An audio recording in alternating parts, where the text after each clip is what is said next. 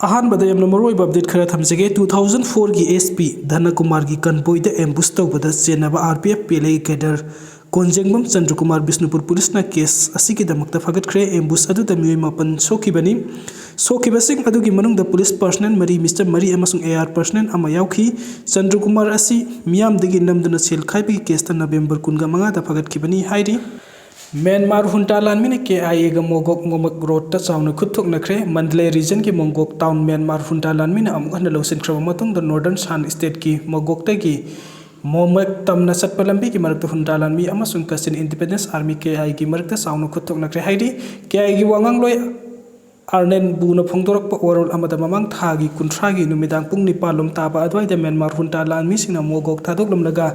मोंगमेक town तमना संगसिलक्तुना KIA की मरकत अकनबा मोंगद खुथोकनखिबनी ngaraang numdang pung nipalom tarakpa adwaida momak amasung mogak ki marakta hunta lanmi amasung KIA gi marakta khuthoknaki ba adu ngasi ayuk phawa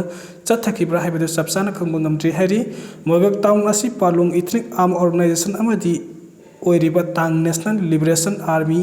TNL na khudum sanduna lerakibani adumakpu China na maru iba thaudang loduna thamlakiba ceasefire agreement amadi TNL na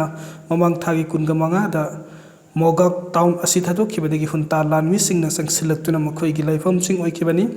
मोगक town की खा थंगबदा लैबा मफम अदुदा हुंता लानमी अमसुंग PDF की मरकता खुथोकनखि हाइरि SIR गा मरी लेनना BLO सिबलेप 3 UP दसो अमा सिख्रे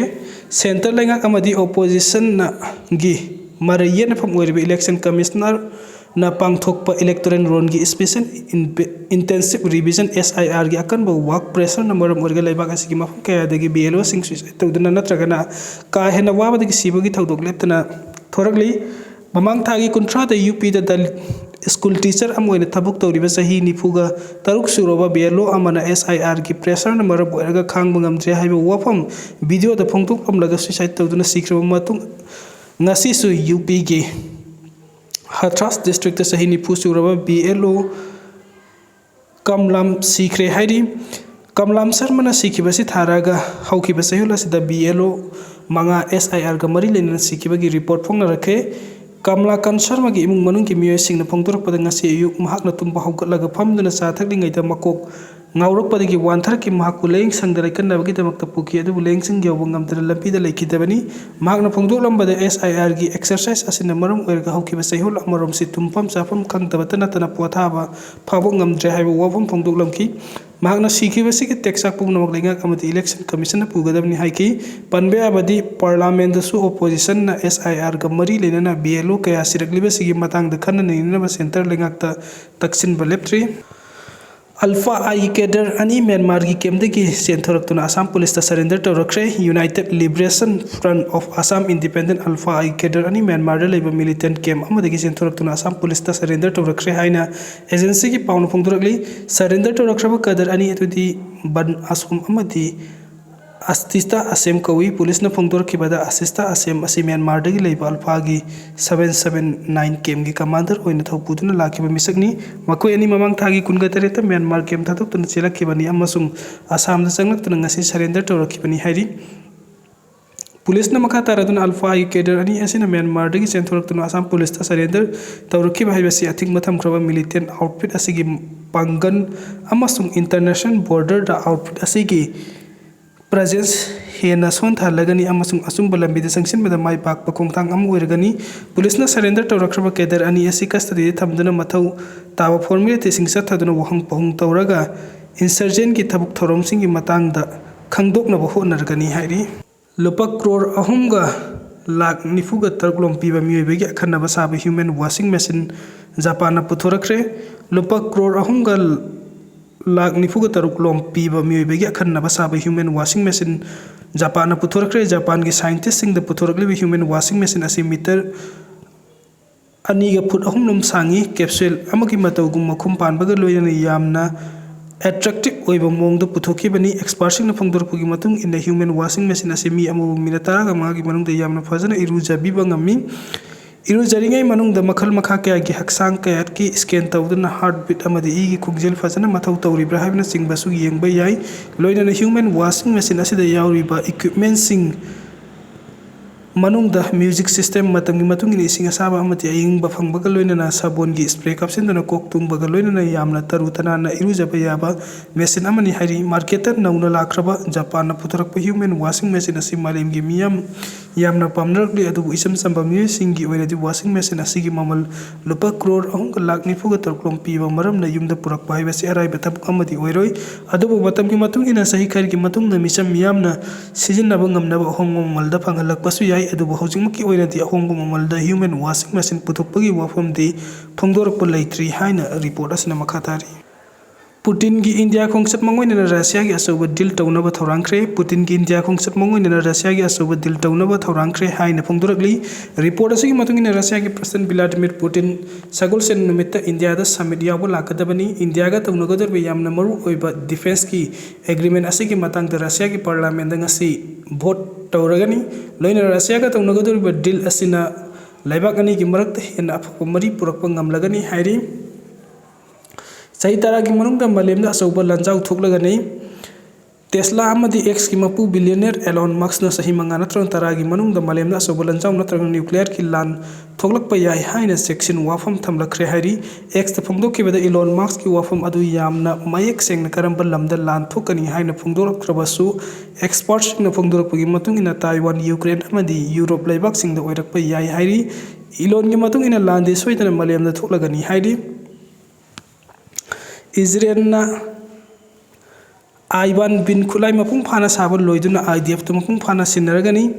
Israel na kha thangba asida khwaidagi mapangan kanba mamaldasu yamna hongba air defense system iron beam laser kulai mapung phana sabon loibadagi Israel Defense Force IDF to kusina duna deploy to holagani haina phongdoragli Ivan beam laser kulai asi kilometer taragi manung da laiba target sing upul tana thugaiba ngamba makhali kulai ni kulai ase drone missile rocket amati motor kaptaba ngamba kaktana tana yeknabagi lan gi matik mai leirba kulai kaya mahaki range ki manung sanna laklabadi adumak amang ata sauna thokan bangami kulai asi gi oina Israel gi oina yamna kanaba amana yeknaba laibak sing gi kapsulakpa missile sing thugainaba phonaba sijinariba air defense system sing gi Khars yamna sawi adubu yarben beam laser gi kulai asidi yamna su ohongba kharsa yamna sangdaba makhal gi kulai amani kulai asi mapung oina Israel gi Hamas amati Islamic terrorist singi attack tagi ngakthokpu ngamnaba saba kulai amani hairi kulai asi yeknaba singna kapsilakpa makhal kaya gi kulai sing degree 350 maktagi ngakthokpu ngamba kulai amani kulai asi gi range hanthanba amadi hengkat hanbasu yai haina phongdoragli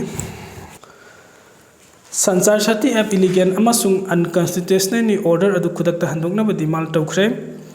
mobile handset singda Sansar Sati app namduna hapagi matangda central government gi mathakta opposition lepa aduda Trinamun Congress MP Kalyan Banerjee su yaukre government asigumba app manampuda tawdaba yaroi hairibasi mapung phana illegal amasung unconstitutional haina Trinamun lusingba adun haikre mahakna haiki masi mapung phana illegal ni masina Privacy mapung phana thugairagani nakoi government gi tamakta cyber crime detect tawbada transparency mathau tai aigi phone da sangsilakpada nakoina cyber crime sing detect tawba ngamloi government aigi personal mobile details sing khangnabagi hakleite masi mapung phana illegally mapung phana unconstitutional ni Aadhaar satnaba hokiba matam aduda Aadhaar card sing compulsory ohinnaba YAOre haina aikoina haiki maramdi information phongdokhibani haibaduna khoi khanglibani subsidized food natragana atai benefits singi matang khakta compulsory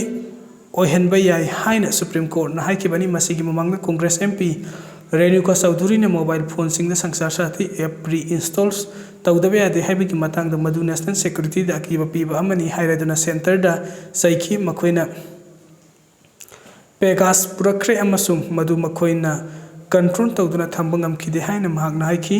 app listing amasung MLA sing loina makoigi phone sing tap tawre hokiba sahi tramathoi India singi basic rights lauthokre masi national security da piba sengpa akiba aduni app adugi matangda Chaudhary na suraja sabada adjournment motion ama thangatkhre Congress MP Priyanka Gandhi na su app adubu scripting app haina center na dictatorship chatare hari citizenship privacy की हक लेगदबनी government खुदिमक येंगसिनबा तौदना मिपुम खुदिमक मागी इमुंग मनुंग अमसुंग मागी मरुक मपांगसिंग the messaging थानबा privacy की हक सोइदना लेगदबनी मखोइना लेबाक असिबु मोंग खुदिमक dictatorship अमा ओंथोकले government करीगुम अमता ngang yahanda maramdagi parliament thabuk tawdre opposition da maral siba yamna lai makoina karigum amata khanna bai handre afaba democracy haibesta khanna basangi am admi party AAP supremo Arvind Kejriwal su anogo smartphone pumna makta DOT mandate sansar sathi app ha pahaibadugi amagi privacy da so etek amani haikre amusung madugi dictate adu khudakta lauthok rabati man tawkhre anaw amusung leiriba phone पुनमक्ता Sanchar Saathi app install तौनबो mobile manufacture पुनमक्ता Modi government की dictate in device privacy अमसुंग liberty की